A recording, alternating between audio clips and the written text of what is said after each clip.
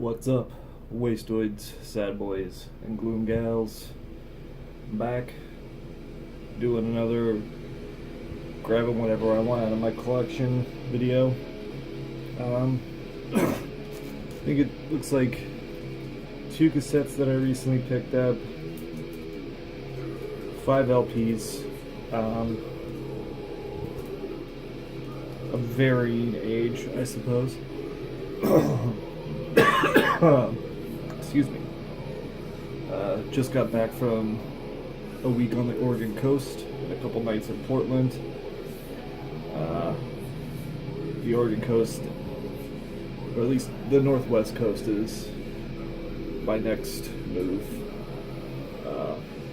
Want to get a house out there, do my business out there as soon as I can. It's pretty amazing out there. But anyway, I'm back now, so I decided to do a little update. I did pick up these tapes in Portland, so I'll talk about Portland when I get to the tapes. This is currently what we'll be listening to is Elitist with Fear and a Handful of Dust. This was a weird Season of Mist release from a while back, I think 2011. These guys are from Portland, so I thought, in remembrance of my time spent, I'd play a disgusting, feverous, crust death band who is now known as Bastard Feast. You can still get this full length, and I think they have some EP stuff. You can still get it really cheap on Discogs. I don't think I paid more than $4 or something for this. Pick it up. Check out Bastard Feast. Also fucking great. We'll just get into the records first. This is Naja, The Truth Becomes Death. I have no idea what label this comes out on. Oh, Conspiracy Records. But it's a 2 LP, comes in these. Beautiful looking printed sleeves. Naja's Aiden Baker / Naja / whatever is probably one of my favorite musicians or composers or whatever you want to call him. I mean, between his solo work and his work with Naja and other things, he's released hundreds of releases. It's beautiful, droning, hypnotic, entrancing, ambient drone metal. It's calming, extremely atmospheric. So much of his work is mesmerizing. Naja especially is an artist you can put on with headphones and just zone out.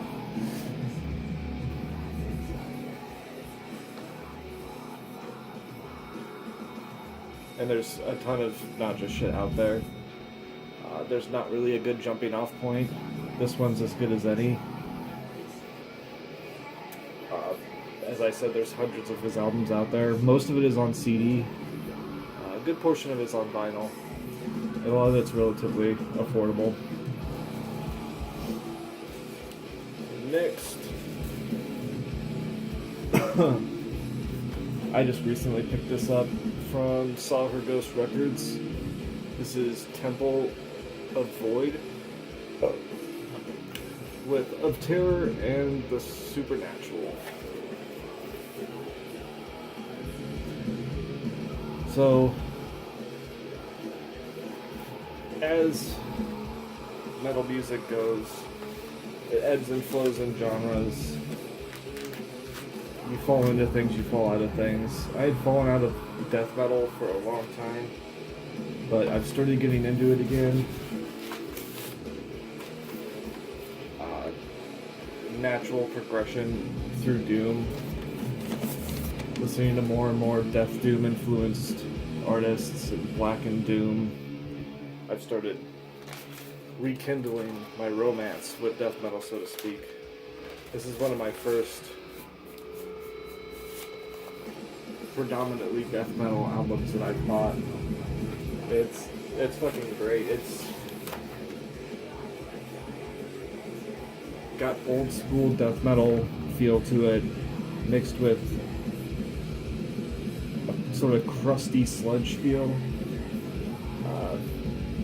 Because so many people have been talking about shit like Crypt Rot, Neck Rot, and all those other fucking bands, which I have admittedly started getting into.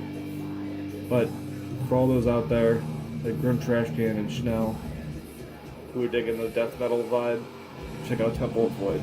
This shit fucking destroys.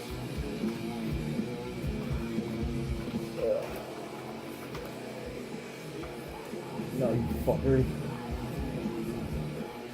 Alright, that should be alright. Alright. Next.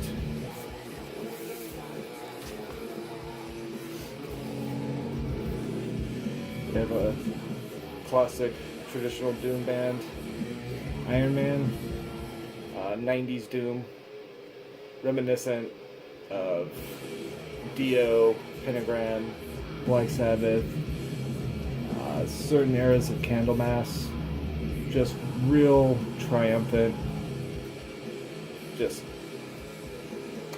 amazing fucking traditional Doom. Pretty sure these guys didn't get a lot of credit.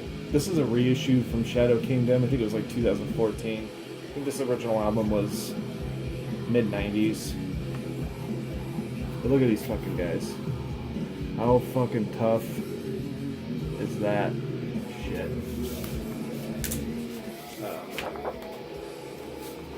Comes with a lyric sheet.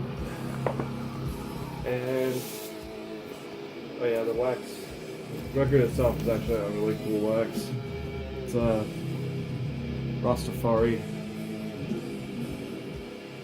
colored wax, which is pretty fucking rad.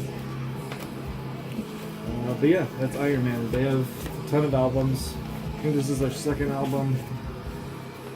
A lot of it's really, really good, but you have to take the cheesy traditional metal, traditional doom elements with it too. There's a lot of grunts where you could tell the singer has his fist just fucking cocked in the air, ready to smite gods. Those kind of like, ugh. But you can get past that. Fucking rules. Anyway. Need a little drink of water. Pardon me.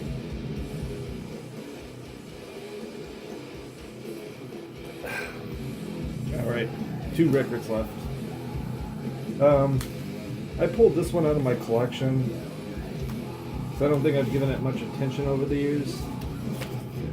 But the record, the band I know I've definitely brought up, but I've never talked about this album. It's Harvey Milk, the singles. It was a Relapse release. What year was it? 2009. I think I've talked about Harvey Milk before. Harvey Milk's just a Melvin's Worship, heavy grunge sludge sound to him. Vocalist has a super unique sounding voice. And this is, as the album title might suggest, a compilation of all their splits and demos and shit like that. And it comes on that blue color. But I don't think I'd ever maybe listened to this once or twice since I got it. But there's some really good shit on here.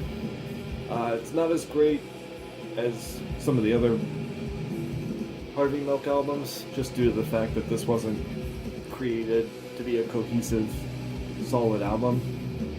But some of the tracks on here are absolute bangers. Yeah, this is all stuff from their early splits and demos.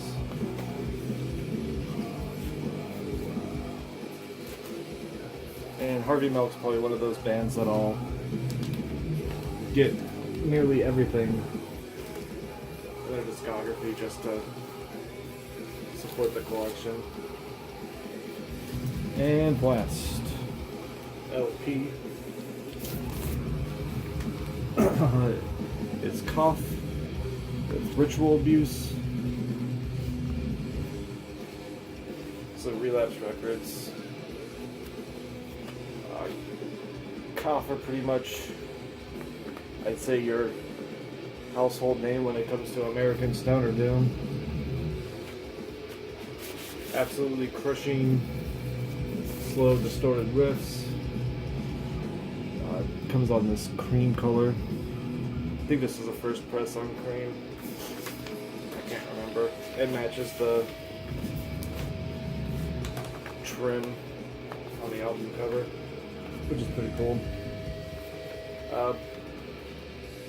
This album is by far my favorite work they've done. I've got the most recent one. It's good as well, but nothing's tops the heaviness, the massiveness of this Ritual Abuse.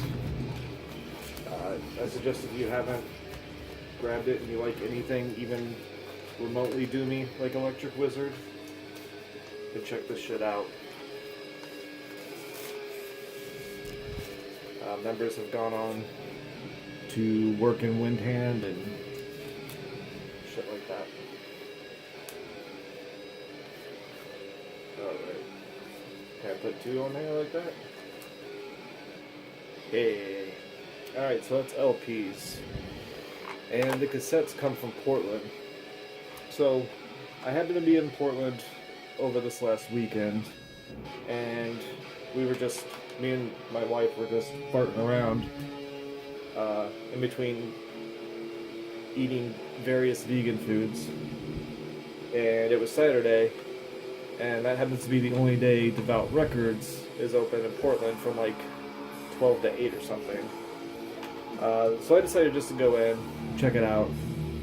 I knew it was going to be predominantly black metal themed, lots of Leviathan shit, lots of Stevie Floyd shit, which, to be honest, I'm a much bigger Stevie Floyd fan than I am with Jeff Whitehead's music. Both of them artistically are fucking great, but musically, I definitely prefer Stevie Floyd's work over Jeff's work. So I went, and they were all just hanging out, eating pizza, drinking tequila, so I started bullshitting with them about bands local to Portland, and me and Stevie have some mutual friends, so we just bullshitted about them for a while, hung out, talked music, and I ended up grabbing like 5 or 6 cassettes. I'm going to show 2, and 2 other things that I picked up from there as well. So this was probably the thing I was most excited to grab. It was a brand new, still sealed, tape shut copy of Hell's Shield. It's the first edition, first press of it. So Grey Sun Records put this out, and what it is it's 2 live performances from, I believe, 2013 from Hell. I got this for like $7, brand new, still sealed from the shop, and I hadn't seen a black one go on Discogs in a while. I think the last one sold for $40, so I'm super stoked to get this. Anything Hell related, I'm usually all about. So there's that. It's hand numbered, number 27 out of 100. So yeah, if you haven't heard Hell, blackened, terrifying, soul-piercing doom metal from the Pacific Northwest up there. And the other one is also a band I hugely enjoy. This is Eagle Twin. This is the recent Live at Atlantis tape. Came out on Below Molar Records or something like that. I'm not even 100% sure. I haven't ordered this online, but I saw it in the store and grabbed it without even thinking. So this is a 2-track. I don't know if this will show up, but it's hand stamped with a snake, like right around here. It just looks like a smudge. Same over here. It's a hand stamp of a crow. And it's just 2 tracks, crow, snake, on this really fancy, what's this shit called? Helium paper. And Eagle Twin's a 2-piece atmospheric, I don't know what you want to call it, post-metal, post-sludge, droning behemoth of a project. But I have to buy a new cassette deck, because the one I currently have is kind of taking a shit on me. So I'm going to pick one up based off of Grim Trash Can's recommendation, so hopefully I can play these tapes and they won't be in mono, they'll play in fucking stereo. But I got them. I got to talk to some people about some bands and shit that I liked, so that was cool. I'll show the other 3 cassettes in maybe the next video. But last 2 things I'll show is the only Hell patch I haven't already owned or have attached to something. This is the Lower Your Head Hell patch. Really nice shit. And then, just for being, let's see which way I got this. For just hanging out or whatever, Stevie tossed me in this hand screen printed crow canvas print, which is pretty fucking sweet. I got some other small prints of hers and shit that I'll show maybe in the next video too, but got that canvas print for free, which was okay with me. But anyway, that's all I got right now. I'm probably going to be working on getting my stereo up to fucking snuff. I've got some things that I want to do in the works, in my headspace. So yeah, anyone that's still watching and comments, you guys are awesome. The interaction is what makes this fun. And yeah, I'll try to remember to include links to the bottom to bands or whatever nearest resource I can fucking find. Later.